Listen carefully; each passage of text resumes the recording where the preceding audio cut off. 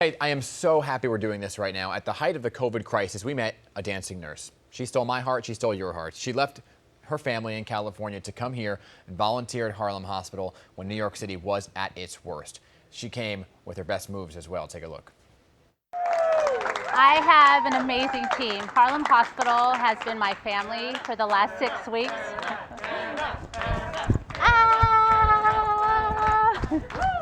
And they've also been my dance party as well. Oh yeah. Thank you, New York City, for having me. All right, let's dance. Oh. Couldn't keep nurse Ana Wilkinson out of our minds after she went back to San Diego. Dance. So we wanted to actually check in on her, right, with her dancing moves. I know it's really early there in California. Nurse Ana, thank you for waking up, getting at the break of dawn this morning on the West Coast to join us this morning. So good morning. How are you doing, first and foremost? Oh, I'm doing well. Thank you for having me. It's great to be home, honestly. I am really blessed to have an amazing family to support me, so it's great to be home. Yeah, we saw a video when you were reunited with your boys and your husband, who, by the way, is also a first responder.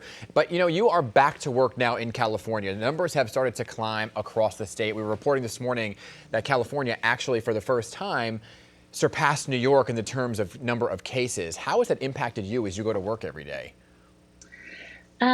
Well, California has risen all the way up. The numbers are coming up all the time. And so what we are doing, we're getting prepared. We have our tents out. We're doing more COVID testing. We are on top of everything. Honestly, I can tell you my hospital has everything pointed out, and we're on top of it. How did being here in New York and already going through the worst of it, how has that helped prepare you for what you can possibly see there in California? New York has prepared me emotionally, and also prepared me as a nurse. Like it has been an amazing experience in New York, and I've always told everybody in New York, Harlem Hospital has been my family 110%, but they have made me a better nurse and has made me personally a better person just from being in New York. And so I can take those experiences and bring them to my hospital so I can help my patients and be their advocate. Yeah, you know, and I remember what stuck with me during our last interview when we spoke to you back in May was the fact that you were there in those final moments for so many families' lives, one in particular that had relationships with the NYPD. And you said they welcomed you into their home and that you became their family. Have you been able to keep in touch with them? Absolutely. We actually are in contact weekly. Wow. He'll text me and I'll text him, just checking on his family. You know, I know a lot of things are happening in New York, and so I just wanted to make sure he's doing well. On top of that, you know, he lost his father, and which was a huge figure in his family, and definitely in mine.